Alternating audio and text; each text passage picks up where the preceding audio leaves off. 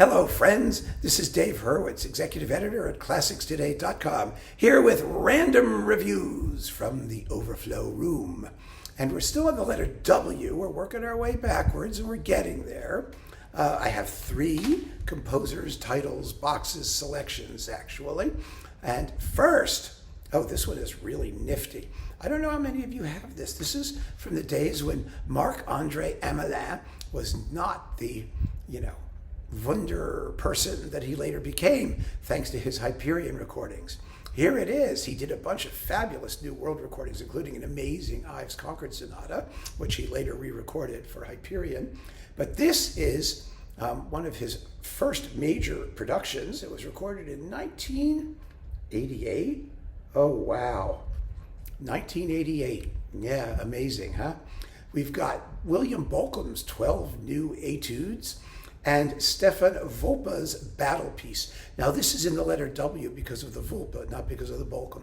When we have these collections, I always file them by the composer who I think I'm either more likely to listen to, or I think is more prominent or more rare, or there are a million reasons why I do it the way I do. I think Bolcom is amazing, and if you've listened to his new piano rags, those are unbelievably fabulous, and Hamelin just recorded them all. So yeah, Bolcom and Hamelin go back a ways, as you can see. And these new etudes are just wonderful. There's a rag in here, by the way, too, the rag infernal. Syncope apocalyptique. Apocalyptic syncopations. Oh my God, it's fun. These things are so much fun. There's things called hijinks and butterflies and hummingbirds and a scene from the opera and Fast and Furious and yeah. So that's great. But Wolpe is a real personality. He was a second Viennese type composer.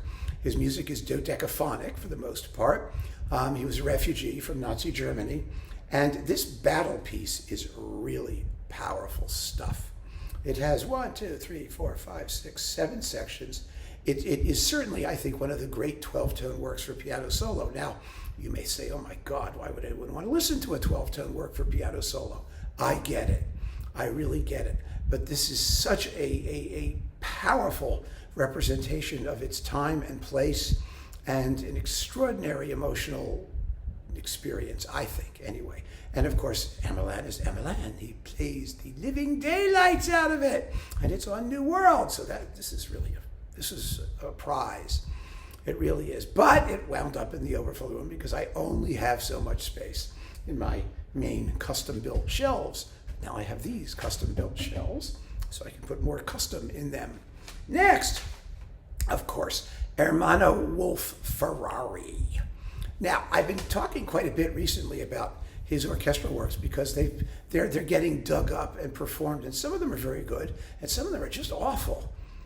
Boring beyond belief. He's a real dodgy composer. He's supposed to be like, the best of Germany and Italy. He might be the least of Germany and Italy. Some of his stuff, is, like I said, is fun. His opera intermezzi and whatnot are a joy. But his output, as I've heard it anyway, I think is very, very catch as catch can, shall we say. But this is a wonderful twofer, this disc. Remember these little EMI twofers? A double forte. Remember the 2 Fs there? There we go, double forte. With Neville Marriner and the Academy of St. Martin in the Fields. First you get like a big pile of Cherubini overtures, which is a wonderful rarity. There's tons of them. There's 8 of them here, which is just a lovely, lovely collection to have. Marriner did some really cool stuff for EMI with the Academy, and he did a lot of his Respighi and stuff like that there. It was very nice. And of course, it's all now, we really need, Warner ought to do a Marriner Academy EMI box, don't you think? Some of the stuff was, boring, but some of it was really quite fabulous. Anyway, and then disc 2 was Wolf-Ferrari, Overtures and Intermezzi from his operas.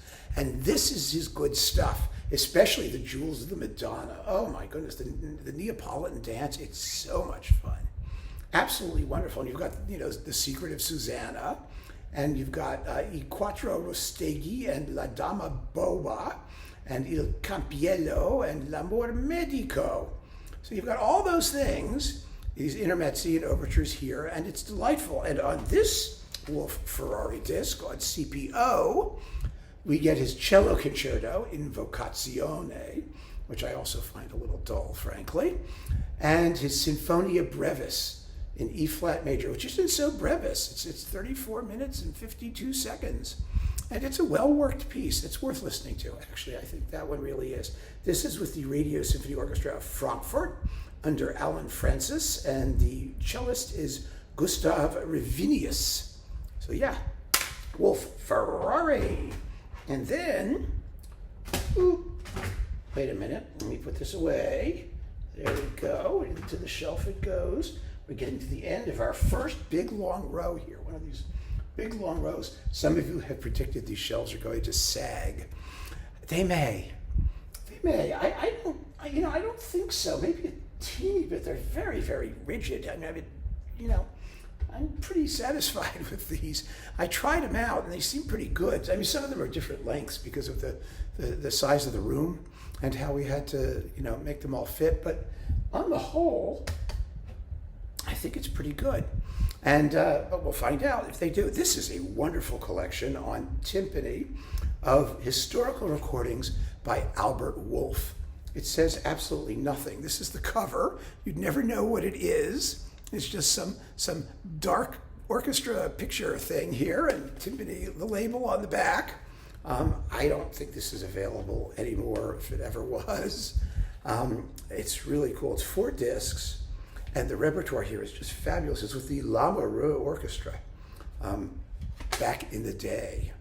I mean, really back in the day when all this stuff was new. These are recordings by Polydor from 1929 to 1933. Just a 4-year period, and it's all French music. Yeah. You've got Méhul, the Jeune Henri Overture, and Berlioz' stuff from The Damnation of Faust, and Lalo's Namuna and Norwegian Rhapsody, and Saint-Saëns' Le Rouet d'Omphale, and Charpentier's Impressions of Italy, just two movements of it, not the whole thing.